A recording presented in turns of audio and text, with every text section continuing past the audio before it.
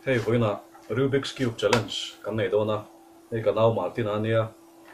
anei ve hei ka thiam to khop mai tia a thiam le thiam no chu kan enanga hei sa phong in second som panga chung kha chung kan thei ve don mi lo ba maro chu rang thiang berin ti kan tumanga ti zo masa sa kha chengza kan import a hian time kan setanga zo masa sa kha champion chu ni mai ringem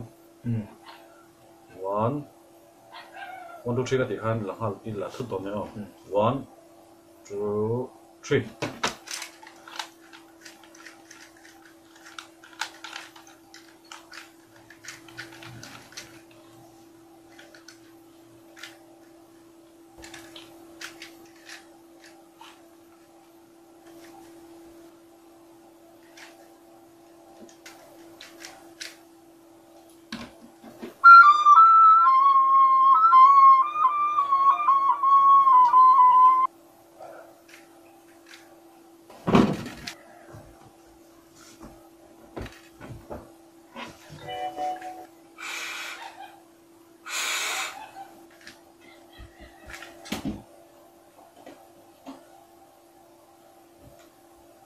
bóng trăng khuyên sắc tiếng con lên á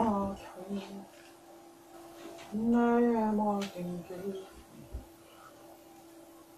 anh sausage bị tốt thế nghe cần phụ tầm ai thì secret cái đó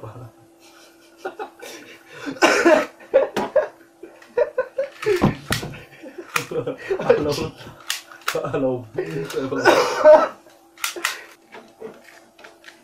cần bắt chốt đó mày